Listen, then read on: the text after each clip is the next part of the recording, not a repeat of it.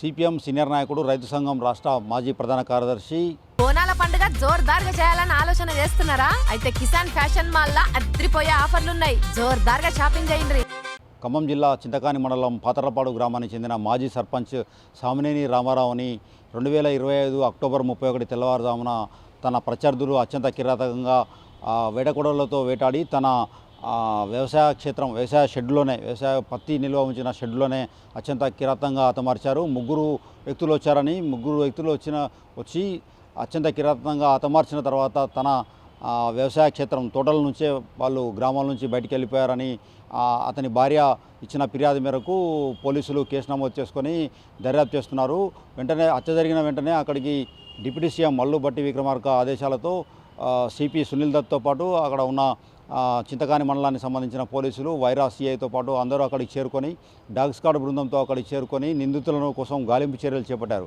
అయితే అక్కడ నుంచి అతని వ్యవసాయ క్షేత్రం షెడ్ వెనుక నుంచి వెళ్ళిన డాగ్ స్క్వాడ్ బృందం అటు వెళ్ళి కొద్ది దూరం వెళ్ళి ఆగిపోయింది. దీంతో పోలీస్ అధికారులు కంక్లూజన్కి రాకుండా ఇంతకాలం విచారణ చేపడుతూనే వచ్చారు. అయితే విచారణ కొనసాగుతున్న క్రమంలో సుదీర్ఘంగా కొనసాగుతున్న క్రమంలో ఇంతవరకు ఎవరనేది హత్య చేసిన నిందితులు ఎవరనేది ఇప్పటివరకు తేలలేదు. అయితే దీనిపై సిపిఎం నాయకులు పలుమార్లు ధర్నాలుతో పాటు అటు రాష్ట్ర డీజీపీ శివధర్ రెడ్డి ఉన్న సమయంలో రాష్ట్ర డీజీపీని సైతం కలిసి సామినేని రామారావు హత్యపై త్వరగా విచారణ చేపట్టి నిందితులను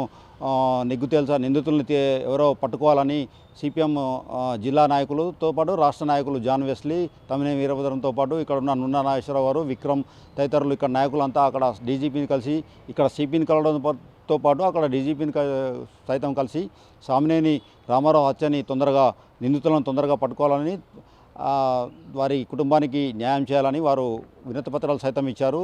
కలిసి మాట్లాడడంతో పాటు వినతిపత్రాలు సమర్పించడం కూడా జరిగింది. అయితే ఈ నేపథ్యంలో విచారణను మరింత స్పీడప్ చేసిన పోలీస్ అధికారులు ఇప్పుడు గుజరాత్ రాష్ట్రం నుంచి వచ్చిన ఫోరెన్సిక్ సైన్స్ యూనివర్సిటీకి చెందిన 9 నిపుణుల బృందం సోమవారం నుంచి విచారణ చేపట్టింది. సోమవారం ఆ ఊరికి చెందిన కాండ్రా పిచ్చయ్య, మద్దినేని నాగేశ్వరరావు, బొర్రా ప్రసాద్ మాజీ జడ్పీటీసీతో పాటు కంచుమర్తి రామకృష్ణ యూత్ కాంగ్రెస్ అధ్యక్షుడితో పాటు కొత్తపల్లి వెంకటేశ్వర్లు, శేషయ్య అనే 6 వ్యక్తులని సుదీర్ఘంగా విచారించారు. సుమారు మధ్యాహ్నం 12 గంటల నుంచి సాయంత్రం 5 గంటల వరకు సుదీర్ఘంగా విచారణ చేపట్టారు. ఈ సుదీర్ఘ విచారణలో సుమారు 200లకు పైగా ప్రశ్నలు అడిగారు. వారి వ్యక్తిగత జీవితం ఎలా ఉండేది, మీ కుటుంబ పోషణ ఏమిటి, మీరు గ్రామంలో ఉన్న పరిస్థితి ఏమిటి, మీరు చనిపోయినప్పుడు మీకు ఆయన చనిపోయేదని ఏ సమయానికి తెలిసింది, మీకు ఎవరు చెప్పారు అనే సంగతులతో పాటు మీకు సామినేని రామారావుకు ఉన్న సంబంధం ఏంటనే సైతం అడిగి తెలుసుకున్నారు. అదేవిధంగా సోమవారం 6గురిని విచారించిన అధికారులు సుదీర్ఘ కాలం పాటు 12 గంటల నుంచి సుదీర్ఘంగా 8 గంటల పాటు 9 గంటల పాటు అంటే సుమారు 8-8:30 గంటల పాటు వారిని విచారించారు. 200లకు పైగా ప్రశ్నలు వారిని అడిగి సమాధానాలు రాబట్టే పనిలో. అయితే లై డిటెక్టర్ పరీక్షతో వీళ్ళు ఏం చెప్తున్నారు, నిజమే చెప్తున్నారా, అబద్ధం చెప్తున్నారా అనే దానిపై లై డిటెక్టర్తో పరీక్షలు నిర్వహించి లై డిటెక్టర్ ఆధారంగా ప్రశ్నలను వేసి ఆ ప్రశ్నలకు సమాధానాలు రాబట్టే పని చేపట్టారు. అదేవిధంగా నిన్న మంగళవారం రోజు సామినేని రామారావుకు సంబంధించిన కుటుంబ సభ్యులు, బంధుమిత్రులు, ఇతరత్ర ఆయనకు సంబంధం ఉన్నవారు, ఆయనను తరచూ వచ్చి కలిసేవారిని సుమారు 30 నుంచి 40 మందిని విచారించినట్లుగా తెలుస్తుంది.